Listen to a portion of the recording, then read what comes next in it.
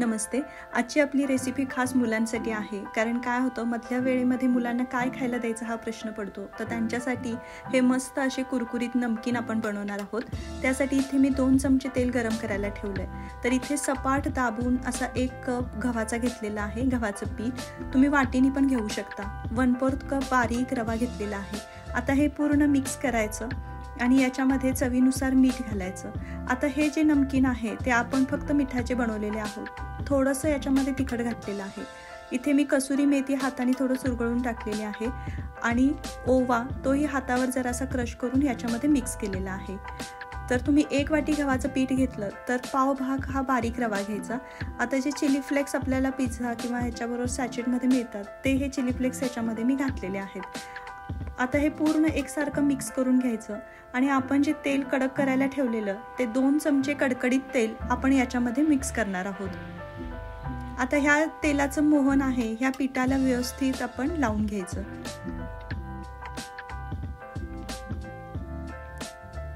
हे मोहन जरा चमच्याने हलवून झालं की तुम्ही हाताने एकसारखं करून रवा आणि गव्हाच्या पिठाला एकसारखं व्यवस्थित चोळून घेऊ शकता. म्हणजे मग जेवढं बाइंडिंग याच्यामध्ये तेलाचं आतमध्ये होईल तितकं आपले हे नमकीन एकदम खुसखुशीत होतील. तर हे असं हाताने आपण एकसारखं करून घ्यायचं. मुलांच्या खाण्यामध्ये सतत मैदा यायला नको म्हणून हे असं आपण गहू आणि रवा याच्यापासून हे नमकीन बनवू शकतो. आता इथे मी पाणी घेतलेलं आहे तर अगदी थोडं थोडं पाणी घालत हे हाताने दाबून दाबून मळून घ्यायचं. पाणी एकदम ओतू नका, थोडं थोडं पाणी याच्यामध्ये मुरवत राहा. अगदी कमी पाणी आपल्याला हे कणिक मळण्यासाठी लागतं. तर असं हाताने कुस्करून याच्यामध्ये बसेल तेवढं पाणी आपण मिक्स करणार आहोत. कणिक आपल्याला खूप पातळ पण नाही आणि खूप घट्ट पण नाही, अशी मीडियम ठेवायची आहे.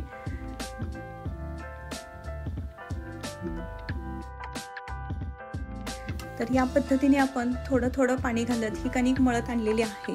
तर इथे मला अर्ध्या कपालाही कमीच पाणी लागलेलं आहे. तर पाणी अगदी कमी लागतं आणि ही पहा कणिक अशी मळून तयार होते. आता याला आपण झाकण ठेवून 20 मिनिटं ही अशीच मुरवत ठेवायची. हे पहा पाणी पण अर्ध्या कपापेक्षाही खूप कमी लागलेलं आहे. आता 20 मिनिटानंतर बघाल तर कणिक ही आपोआप अशी मऊ झालेली असेल आणि जो रवा आपण याच्यामध्ये घातलेला तोही व्यवस्थित भिजला जातो. आता या कणकीचे आपण 3 मोठे मोठे गोळे करून घेणार आहोत.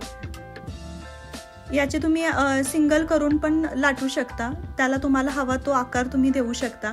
पण इथे मी एकच मोठी आपली पोळी लाटलेली आहे. तोपर्यंत तेल गरम करायला ठेवलेलं आहे. आता याला पीठ लावायची गरज पडत नाही. तुम्ही डायरेक्ट लाटलात तरी व्यवस्थित आपली ही पोळी लाटली जाते. तर इथे मी एकदम पातळ अशी ही पोळी लाटून घेणार आहे. हे पहा कुठेही चिटकत नाही, काही नाही, खूप सुंदर लाटता येतं. या पिठामध्ये तुम्हाला तिखट हवं असेल तर तुम्ही रेड चिली पावडर पण टाकू शकता. पण हे चिली फ्लेक्स आणि कसुरी मेथीची चव याला खूप उत्कृष्ट लागते आणि खातानाही खमंग खुसखुशीत असे हे आपले नमकीन तयार होतात. तर इथे मी एकदम अशी पातळ पोळी लाटून घेतलेली आहे. आता सुरीच्या साहाय्याने ह्याचे आपण काप करून घ्यायचे. पण त्याच्या आधी थोडंसं वरून याला आपण टोके मारायचे. कारण तेलामध्ये गेल्यानंतर हे थोडंसं फुगायला नको आणि त्याच्यामध्ये तेल जाऊन बसायला नको. तर कमीत कमी तेलामध्ये पण हे तळले जावे यासाठी फोर्कनी असे याला टोचा मारून घ्यायच्या. या टोचा मारून झाल्या की आता सुरीने तुम्हाला किती साईजचे हवे त्या पद्धतीने तुम्ही कट करून घेऊ शकता. तरी मी मुलांना इझिली खाता येतील ह्या पद्धतीने असे उभे आणि त्याला आडवा कट दिलेला आहे, जेणेकरून हातात उचलून व्यवस्थित धरून खाता येईल. किंवा मग तुम्ही आपण चंपाकळी जसं बनवतो तशा आपण शेपमध्ये याला बनवू शकता.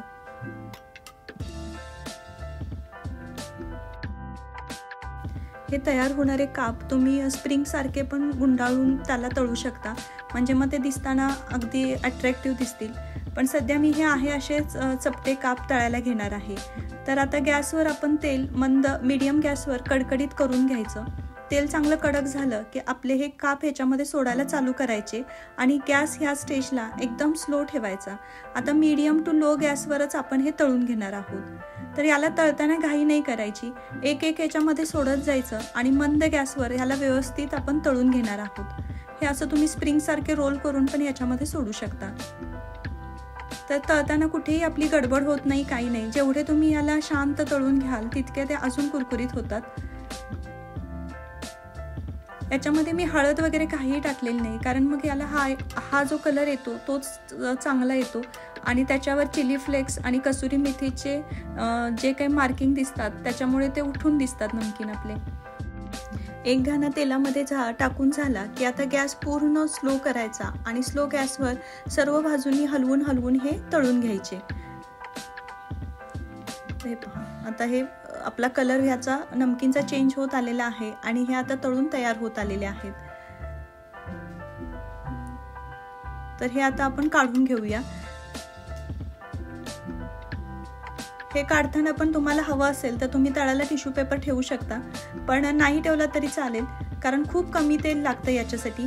आणि मगाशी मी जे तुम्हाला म्हणाले की याला असं तुम्ही चंपाकळी सारखे पण शेप देऊ शकता. एक 4 काप एकत्र करायचे आणि मग ते त्याचे कॉर्नर्स जोडून घ्यायचे. म्हणजे एक सिंगल काप खाण्यापेक्षा असे एकत्र करून पण तुम्ही तळू शकता. तर हे पहा, इथे मी 4 कॉर्नर एकत्र असे टाईट हे करून घेतलेले आहेत, दाबून घेतलेले आहेत. त्याच पद्धतीने खालीही असे एकमेकांच्या तिरके करून हे आतमध्ये पुन्हा जॉईन करायचे आणि खालची बाजूही दाबून घ्यायची. तर अशा पद्धतीने तुम्ही शेप देऊन याला मोठे मोठे तळू शकता.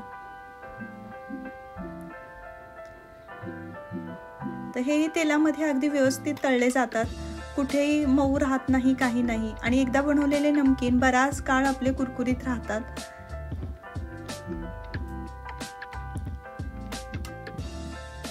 एकदा तेल गरम झालं की मग याला सतत तेल कडक करायची गरज नसते. मीडियम टू लो तेलामध्ये हे अगदी व्यवस्थित तळले जातात. तर मुलांना पॅकेट मधलं फूड देण्यापेक्षा हे असं जर आपण घरी बनवून दिलं, तेही फ्रेश ऑइलमध्ये आणि फ्रेश इन्ग्रेडियंट वापरून, तर मग मुलांच्या हेल्थसाठीही चांगलं असतं आणि त्यांनाही घरातले पदार्थ खाण्याची मजा समजायला लागते. तर नक्की हा पदार्थ ट्राय करा. हे पहा, आता हे नमकीन आपले तळल्यानंतर असे दिसत आहेत. तर ही रेसिपी नक्की बनवा. तुम्हाला आवडली असेल तर नक्कीच लाईक करा, सबस्क्राईब करा, इतरांबरोबर शेअर करा. आता हे कट केल्यानंतर बघा एकदम कुरकुरीत होतात आणि बर्नीत भरल्यानंतर याचे तुकडे वगैरे काही पडत नाहीत, अगदी व्यवस्थित राहतात. तर नक्की ट्राय करा. आवडल्यास सबस्क्राईब करा. भेटूया पुढच्या रेसिपीमध्ये. धन्यवाद.